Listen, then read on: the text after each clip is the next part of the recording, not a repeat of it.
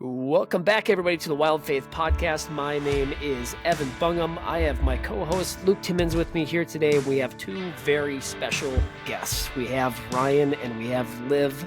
Welcome, guys. Congratulations to both of you guys. You guys are the big buck slayers. So, yeah, thank you very much. Yeah, super excited. So kind of just diving into it. Thanks again for taking time out of your guys' night for hopping on. I know you are busy coaching hockey, and Liv, I know you are busy playing hockey. It's exciting times. Yep, that's right. So kind of just break us down a little bit, right? So I know we're a little late to the gun here on the podcast for getting you on, but I believe it was about 2 weeks ago you arrowed a stud. Yeah. We were able to catch up with our number one target buck.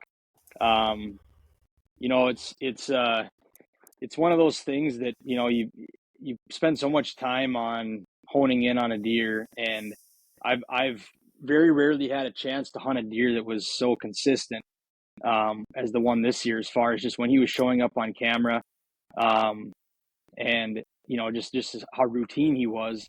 But the ironic thing about it is that these big mature bucks just have this sixth sense about them, right? And coming into the season, I was just 100% confident. I'm like, I'm going to kill this deer. Like opening day, I'm going to kill this deer. And I think I sat for him 6 or 7 times.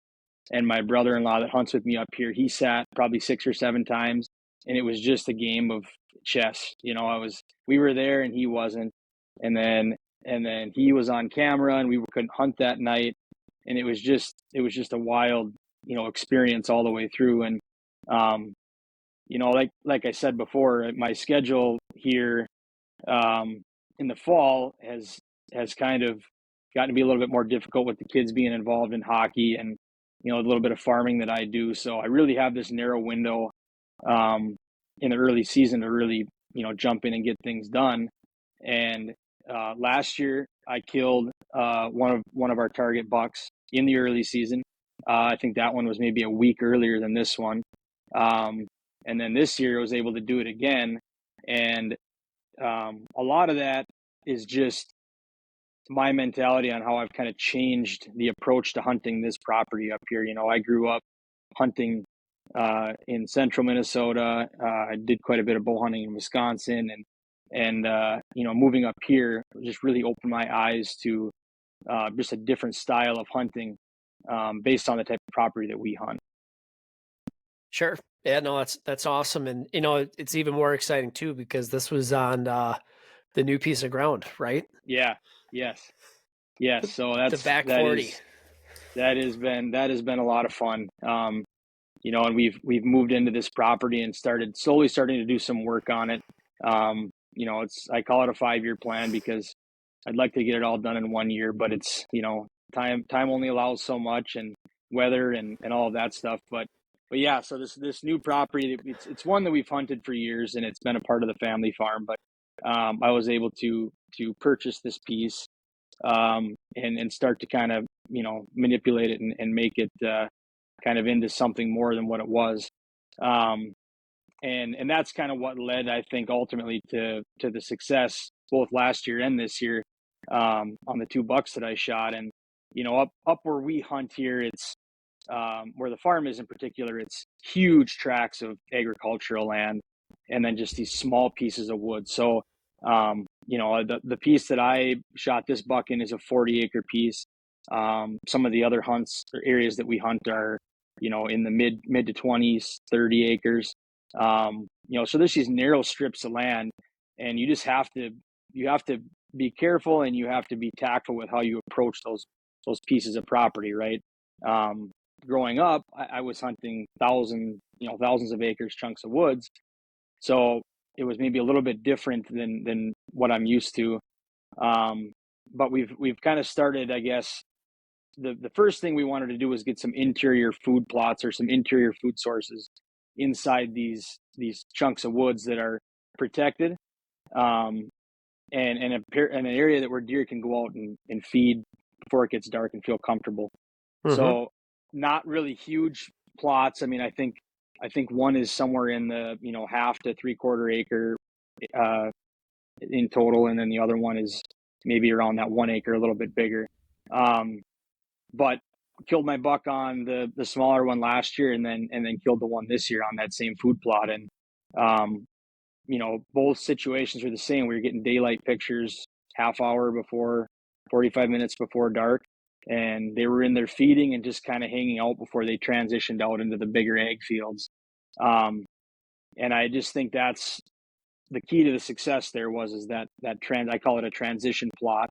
But I think that was the key to the success there, is just that area they can hang out and they can meander and they can mill around, and just feel safe and step out in the daylight versus, trying to hunt these big field edges where, come maybe late August, early September, they feel pressured, vehicle traffic, or, people are just spending more time out in the woods. And so the deer get a lot more flighty in my experience, as we get closer to bow season. So, that's been my focus the last 2 years. And I've been able to be fortunate enough to kill, 2 of my top target bucks back-to-back years. So, I mean, that's been awesome.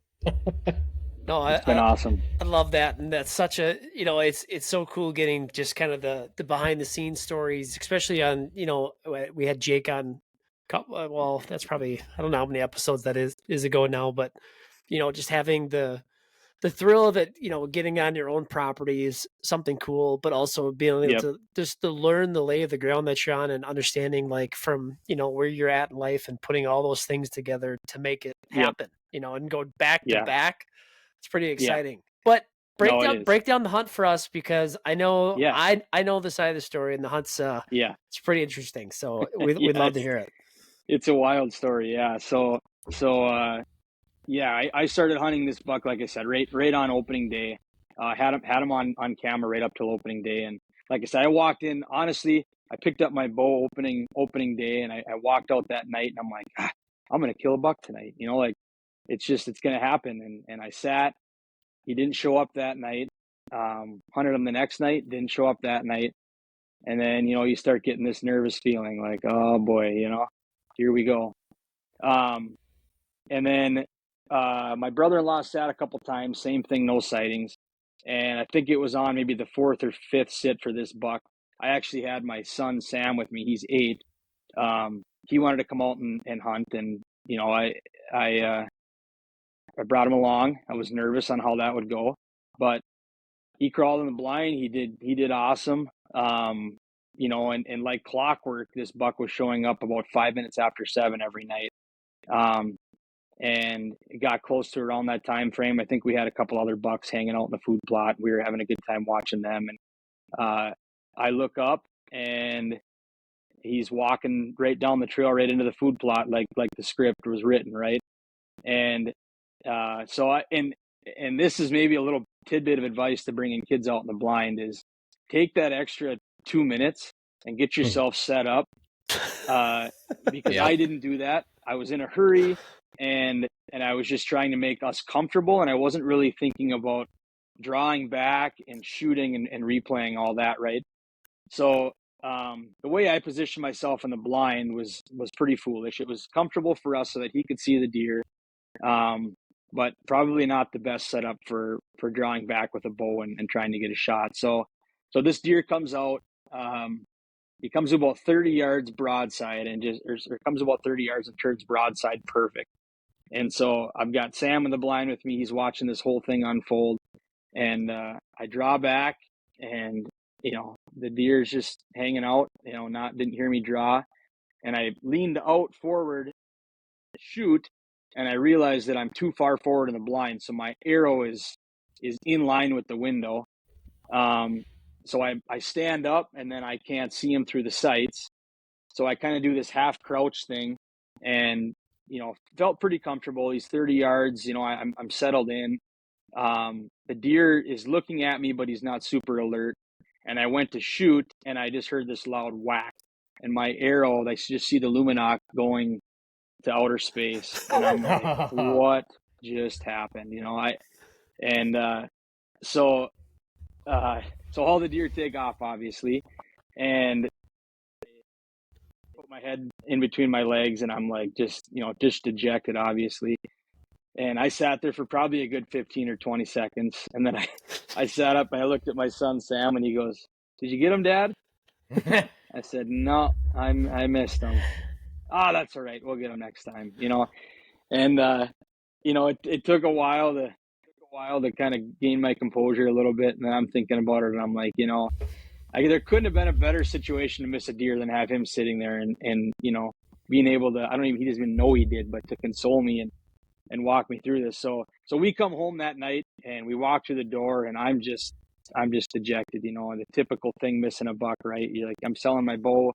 I'm done with this stuff. Like, No, why do we're I done. do this to myself? And I called my brother-in-law, and we both were kind of hunting this buck. Fast forward to earlier in the season, we were flipping coins for who got to sit each night. And so I call my brother-in-law, and I'm just like, I'm sorry, man, I screwed it up, and he's like, trying to console me, trying to be my therapist, and he's like, I'd go right back in there tomorrow night and hunt him, and I'm just like, no, we got to let this cool off. I'm going to give it a few days before we go in there. And the next night, 7:05, he's on camera again. And I'm just like, Oh, okay, gosh. All right. It's a good feeling, but in the same breath, I should have been out there. And so we had 2 or 3 more sits, and kind of playing chess with him again. And Sam sat with me. I think we had 5 sits in together on this deer. And on the 5th sit, we went out, and it was starting to get pretty close to dark. And I look up, and coming down the shooting lane or down the trail, I look up and I see this buck at the end of the shooting lane. He's about probably maybe 80, 90 yards away, and he's just staring at the blind that we're in. I hate hunting ground blinds. It's one of my least favorite things to do, but with a kid and the way this plot is set up, and a south wind that we dealt with for the first 3 weeks of season, that was our only option, was a ground blind. And so we're sitting there, and we're just like face-to-face stare down, at 100 yards. He's just looking right at the blind, and it goes on for like 15 minutes. And he slowly starts to make his way into the plot, and I'm trying to get Sam set up, and so he stands up. Buck comes in to about 30 yards again, around the same spot, and I draw back, kind of spooks a little bit, does a 180, and it's a fairly hard quarter shot, and turns a little bit more broadside to where I was comfortable. I let the arrow fly, and he dropped right there. And obviously high fives and big smiles, and I give him a few minutes. He's dead right there in the plot. We can see him, and I give him a few minutes, and I'm like, all right, let's go check him out. And I'm kind of getting stuff, and I look out the window of the blind, and Sam's already out to the buck, piling up on it,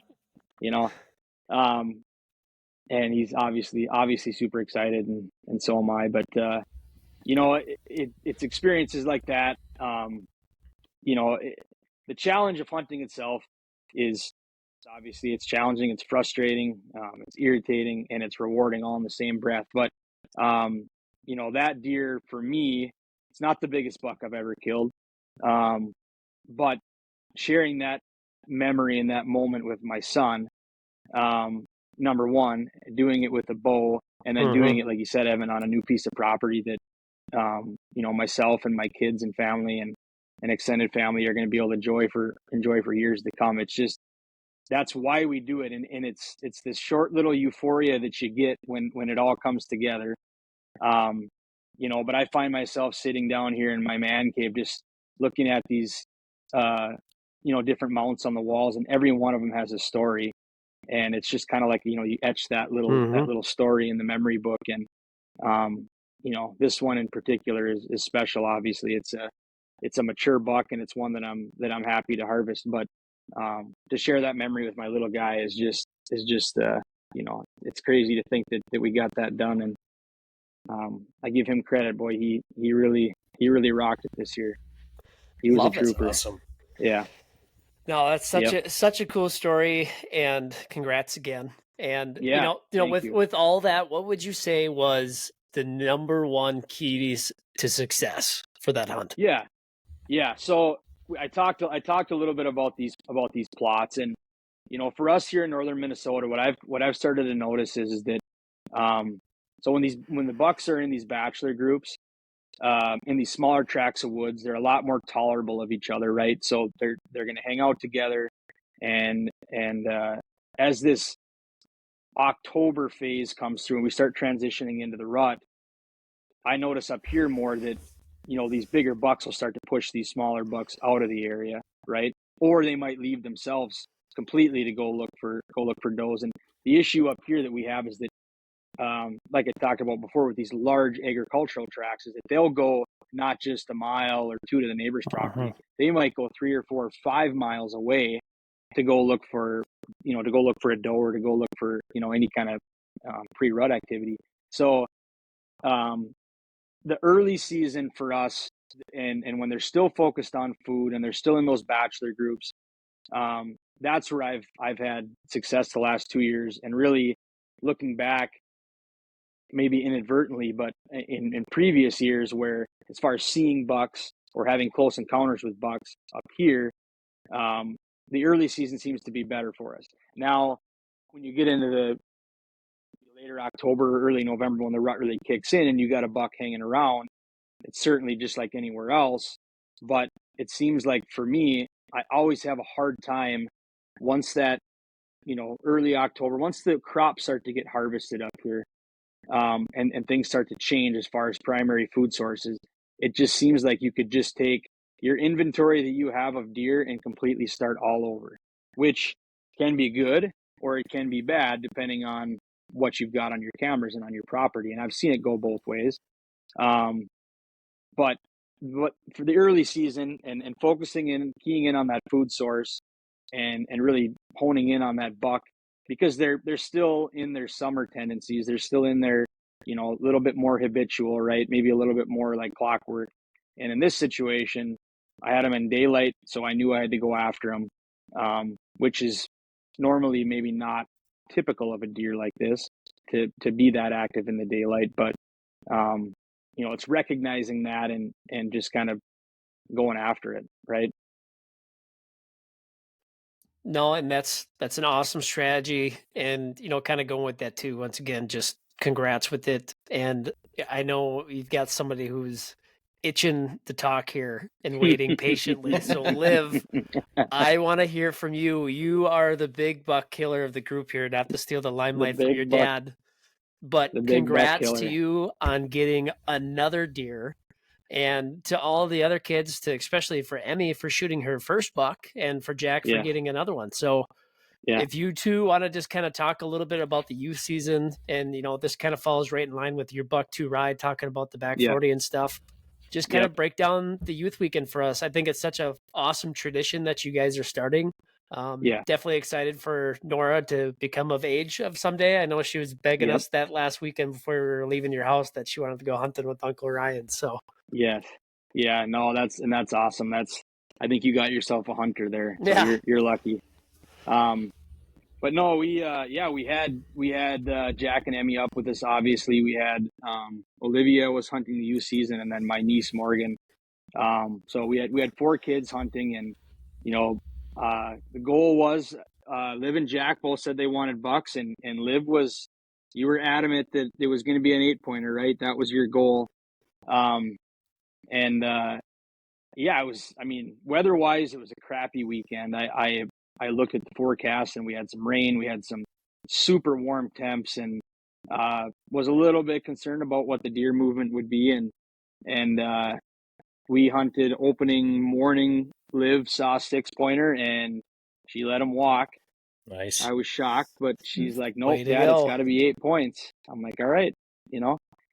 Um, and then yeah, Jack, I think, or Emmy, I'm sorry, drew first blood. She shot her buck, and we had gone up to the gun range, I think, on sometime throughout the hunt there. I think it was maybe Friday somewhere along there, and let the kids kind of ring a few rounds out and make sure that the skills were still honed and they were all dialed in. But yeah, Emmy got her first buck, and then Jack also shot a little buck, and then Liv, she shot her 8-pointer, and just a super fun experience for all of us, for me too. But it was a lot of fun hanging out with you in the deer stand, and I think I might have made things maybe a little too bougie for these kids up here. I saw the pictures. We had stocking feet and shorts on in the deer stand. It was like, really? Oh man, you guys, you're gonna have to put you in some ladder stands when you get old enough and let you freeze to the tree a little bit. But so, Livy, tell me, what was your favorite part about the hunt?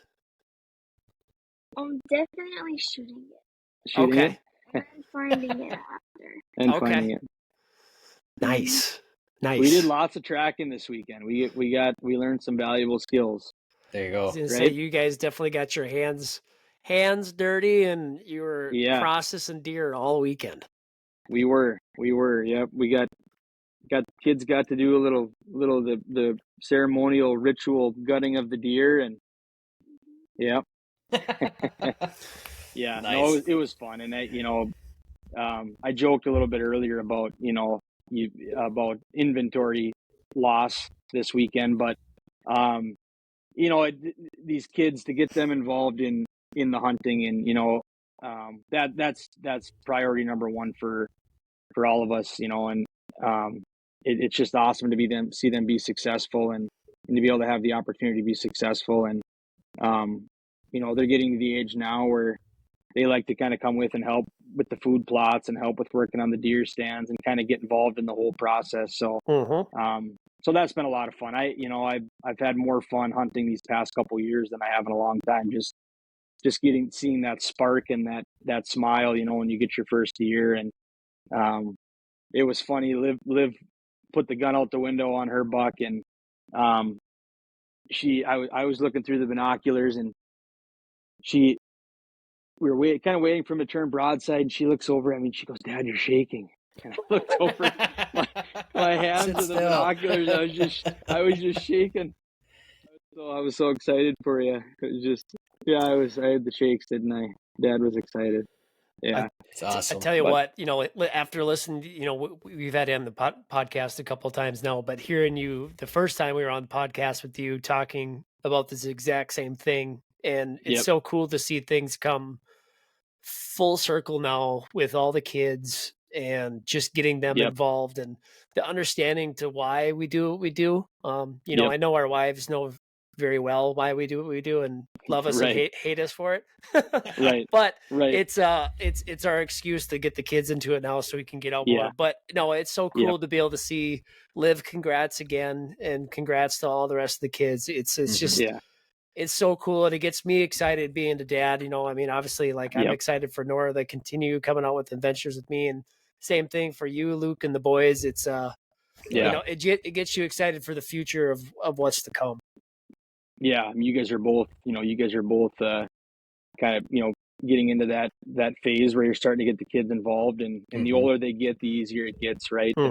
And I'll say I maybe got a couple bonus hunts in this year because, hey, Sam wants to bow hunt, so we got to go. Have to go. Do it. So there's definitely positives to it, but no, it's fun all around, and it's a great thing for kids to get involved in, and being successful is just a small part of that. Obviously, it definitely tastes a little sweeter when you've got success on the backside of it, but.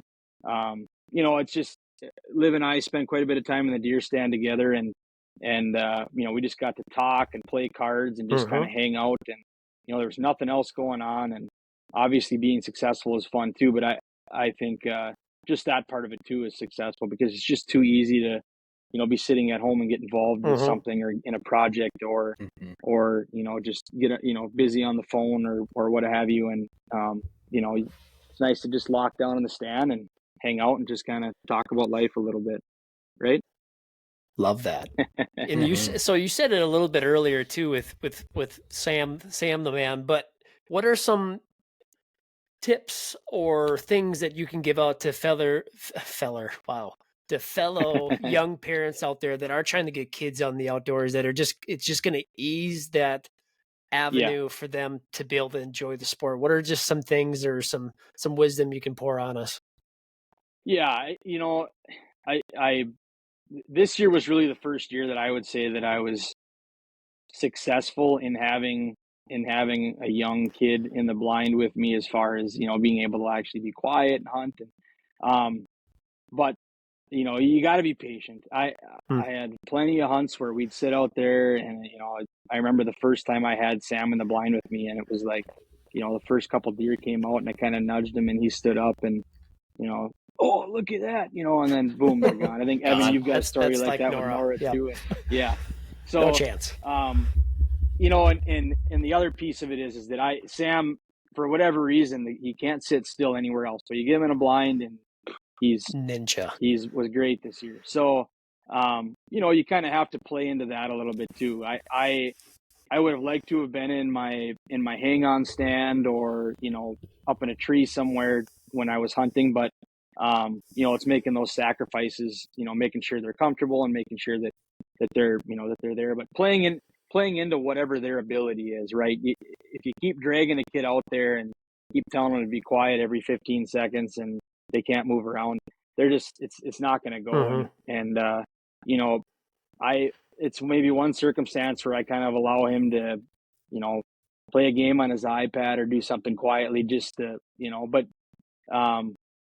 but keeping him engaged too. I mean, he'll play a game for a little bit, and then he'll sit up and he'll watch the deer, and just kind of realizing that that they are kids, and that if they're not quiet at home, you can't expect them to crawl to a ground blind to be quiet. But as they get older, I mean, Liv lives at the age now too where she gets it, and she likes being in the deer stand and hanging out with Dad, right? There's no place he'd rather be.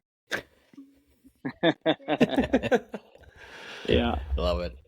Well, so Liv, what's you had a goal of an 8-pointer this year. What's your goal for next year? What's the goal for next year? That's a great question. We have not had that. You just say that you want to kill Dad's number one buck. There you go. I'd be okay with that. Heck yeah. I'd be okay with that. Yeah. Yeah. No. What's your goal for next year? Have you established next year's goals yet? Yeah. You know that 10-pointer, the 4x6 on your camera?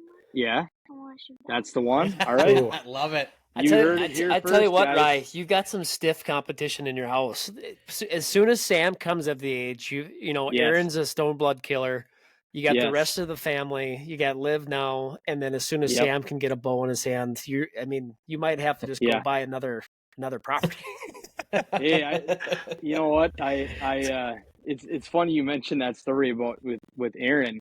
And that was another one. It was a target buck of mine that I bow hunted a little bit, and it came into rifle season, and she ended up shooting it. And it may be cliche to say, but I do feel just as excited when somebody else, and and you guys have probably been a part of this too, like a buddy that's hunting next year property or with you or somebody, and they shoot a buck, and you're just so happy for them. I mean, my brother-in-law Dan, when I shot that buck, right away I'm like feeling this remorse, like I shot our buck, and he was just pumped, and I would have felt the same way if he would have shot it. It's just it's what it's all about, right? It's just kind of sharing those experiences with people, and you want to be selfish and you want to be the one that gets to pull the trigger, but in the end of the day, that's not why we do it, or that's not why I do it. I just do it for the camaraderie, and it's all about the experience. Love that. Couldn't set it any better. Yep. Well, I just want to say thank you to both you guys for hopping on, and congratulations again on both your bucks. And thanks for having us. Still got gun season. It's still early. I mean, we're not even into Halloween yet, and you guys are already tagged out. I know. I feel a little cheated, to be honest with you. It's like, it just feels like I got cheated out of a season here. But, but then I open the freezer and I look at my buck, and I'm reminded that it's going to be okay. I tell you what, the next time I get to see your buck, I'll probably be delivering it to your house. Yeah. Actually, it just got dropped off at the taxidermist today. So Nice.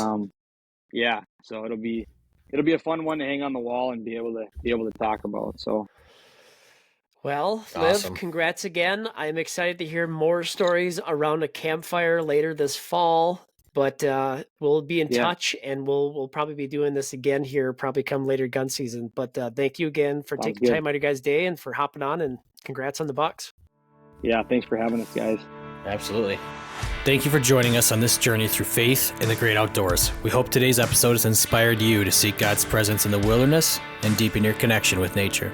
If you enjoyed today's discussion, don't forget to like, follow, and subscribe to the Wild Faith Podcast on your favorite platforms, including Spotify, Apple Podcasts, YouTube, Instagram, and Facebook. By subscribing, you'll never miss an episode, and you'll continue to be a part of the Wild Faith Podcast community. We'd also love to hear from our listeners, so please don't hesitate to reach out with your questions, comments, or topic suggestions. You can connect with us on social media or through our website. Your feedback is important to us and helps us improve and tailor our content to better serve you. And always remember, the great outdoors isn't just a playground for hunting and fishing. It's a sanctuary for finding solace and spiritual renewal. As you gear up for that next adventure, I pray you find God's presence in the crackling of a campfire, the thrill of reeling in your catch, or the quiet solitude found in nature. Until next time, thank you for listening to the Wild Faith Podcast. Take care, and God bless.